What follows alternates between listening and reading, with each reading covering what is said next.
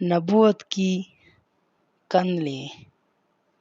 امام بخاری بیان کرتے ہیں معاذ بن ہشام نے اپنے باپ سے، انہوں نے قتادہ سے اور انہوں نے انس رضی اللہ بن مالک سے یہ حدیث سنی کہ ایک اندھیرے شب میں رسول اللہ صلی اللہ علیہ وسلم کے دو صحابی آپ صلی اللہ علیہ وسلم کے مجلس سے اٹھ کر گئے۔ سخت تاریکی تھی مگر ان کے آگے آگے دو مشعلیں روشنی پھیلا رہے تھے۔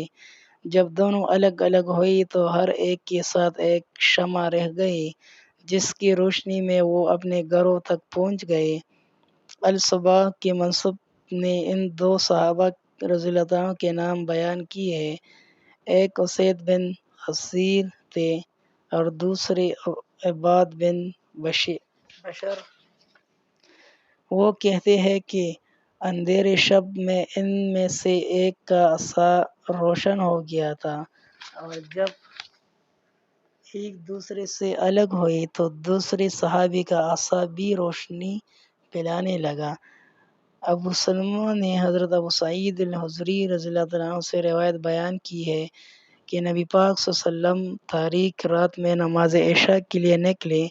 آسمان پر تاریک بادل چھائے ہوئے تھے اور سخت اندھیرا تھا۔ اچانک بجلی چمکی اور ان حضور نے بجلی کی روشنی میں قتادہ بن نعمان رضی اللہ عنہ کو دیکھا۔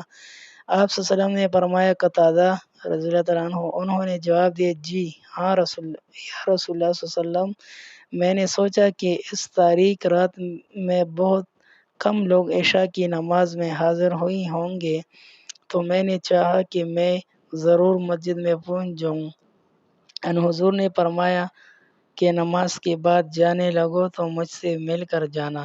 چنانچہ نماز سے فارغ ہو کر قتادہ رضی اللہ عنہ آپ صلی اللہ علیہ وسلم کی خدمت میں حاضر ہوئے۔ آپ صلی اللہ علیہ وسلم نے انہیں کھجور کی ایک باریک سی چڑی عطا فرمائی اور کہا لو اسے پکڑ لو، اندھیرے میں 10 قدم تمہارے آگے اور 10 قدم تمہارے پیچھے روشنی کرے گی۔